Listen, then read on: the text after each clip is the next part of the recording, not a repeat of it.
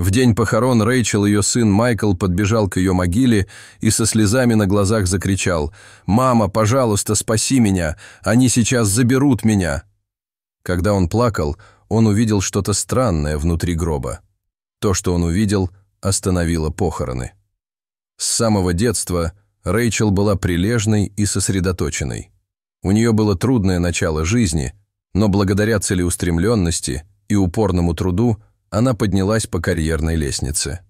Сейчас, в свои 32 года, она владела несколькими автомобилями, домами, успешно занималась недвижимостью и бизнесом в сфере общественного питания. Никто бы никогда не поверил, что эта яркая женщина когда-то спала под мостом, ходила босиком и целыми днями ничего не ела. Но, несмотря на весь успех, Рэйчел сделала не самый удачный выбор. У нее было невинное сердце, и она верила, что никто намеренно не причинит ей боли. Она сильно любила и легко доверяла. К сожалению, мужчины использовали это против нее. После нескольких предательств Рэйчел начала разочаровываться в любви. Именно в этот момент в ее жизни появился Чарли, и он показался ей подарком за ее молитвы. Они начинали как деловые партнеры, и через несколько недель Чарли признался Рэйчел в своей вечной любви. Он был опытным и умным человеком, поэтому давал Рэйчел полезные деловые советы, которые помогли ее бизнесу расти. «Ты тот мужчина, о котором я всегда мечтала. Я полюбила тебя еще до того, как встретила», сказала Рэйчел Чарли однажды вечером. Каждое утро этот мужчина присылал цветы, шоколад или любовные записки в офис Рэйчел. Несмотря на то, каким милым был Чарли, младший брат Рэйчел, Марк был против этих отношений. «Почему ты так слепа, что не видишь, что он притворяется? Ему нужны только твои деньги». Однажды утром брат отругал ее. Марк очень любил свою сестру, и ему было больно видеть, как мужчины используют ее и бросают. Когда они были маленькими, Рэйчел жертвовала сном, временем, едой, деньгами и всем остальным ради своего младшего брата. Теперь он чувствовал, что самое меньшее, что он может сделать, это защитить ее от плохих парней. Однако всякий раз, когда Марк предупреждал Рэйчел о Чарли, она просто отвечала, что Чарли не такой, как все. На этот раз все по-настоящему. «Он искренне любит меня, и я хочу, чтобы ты порадовался за меня», говорила она брату. Рэйчел и Чарли продолжали встречаться, и вот однажды он зашел в кабинет Рэйчел и попросил ее выйти в коридор. Когда она вышла, увиденное заставило ее заплакать.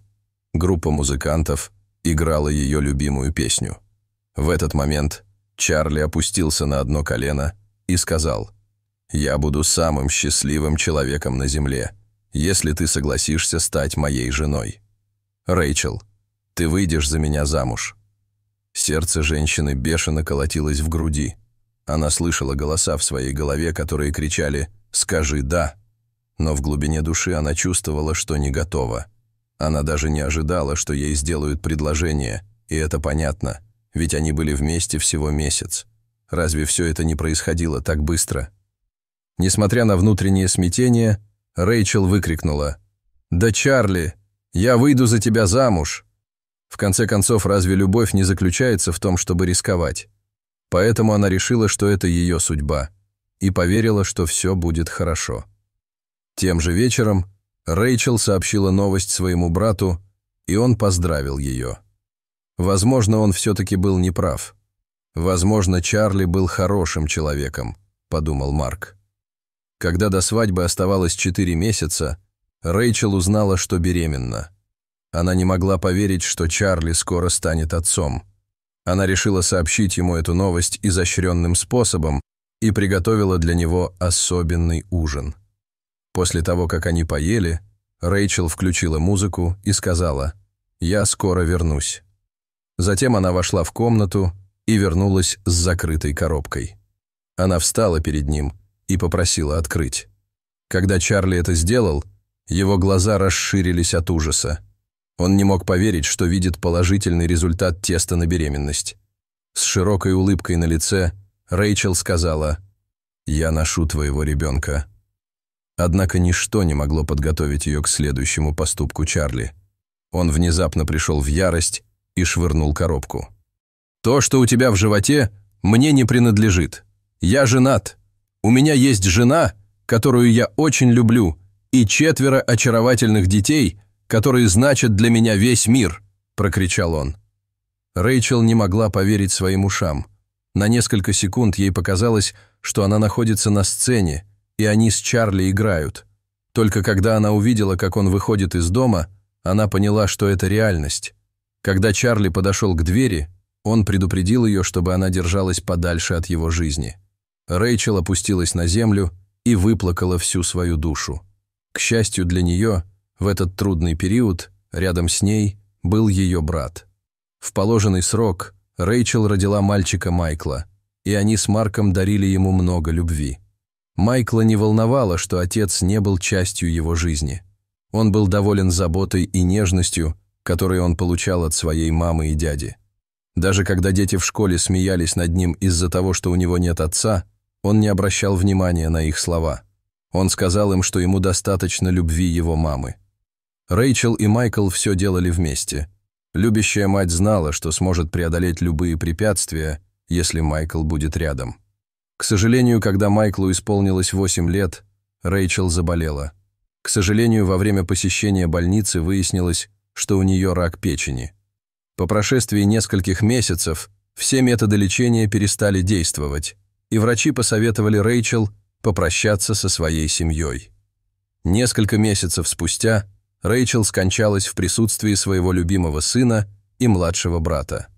В тот же день, когда Марк разговаривал с врачами, в больнице неожиданно появился Чарли и подошел к Майклу. «Привет, сынок. Я знаю, что меня не было в твоей жизни. Мне так жаль, но твоя мать не позволяла мне видеться с тобой. Теперь я здесь ради тебя», — сказал он, но Майкл спрятался за Марка. «Ты не мой отец, я тебя не знаю. Уходи!» — закричал ребенок. На следующий день Чарли без предупреждения пришел в больницу и ворвался в палату Майкла. Он схватил маленького мальчика за руки и попытался увести его, но Марк остановил его и попросил Майкла подняться наверх. После того, как мальчик ушел, Чарли дьявольски расхохотался. «Я заберу все, ради чего работала твоя сестра, включая ее сына», — сказал он и помахал бумагой перед носом Марка.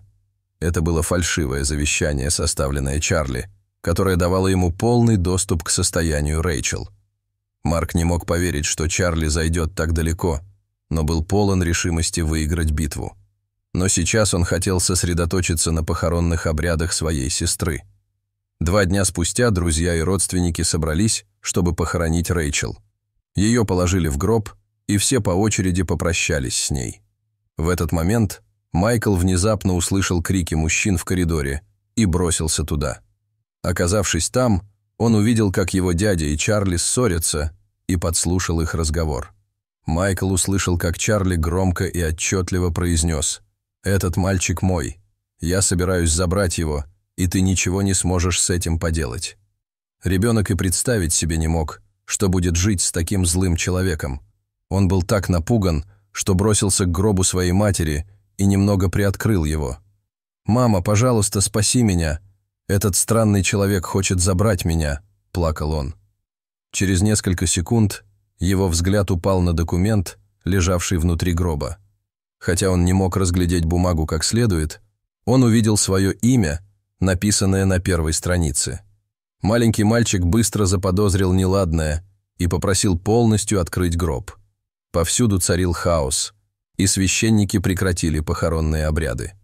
Некоторые люди даже пытались оттащить Майкла от гроба. Как раз в этот момент появился Марк и попросил исполнить желание мальчика. Как только открыли гроб, Майкл бросился туда, схватил документ и отдал его своему дяде. Марк не поверил своим глазам и узнал, что это за документ. Это было оригинальное завещание его сестры. Позже Чарли был арестован полицией и приговорен к тюремному заключению. Согласно первоначальному завещанию, Рэйчел назначила Майкла своим наследником. Он получит доступ к собственности и бизнесу, как только ему исполнится 18 лет. Но до этого всем будет управлять Марк. Дорогие зрители, что вы думаете об этой истории? Расскажите, пожалуйста, в комментариях. А если вам понравилось это видео, то ставьте лайк и подписывайтесь на наш канал. До свидания.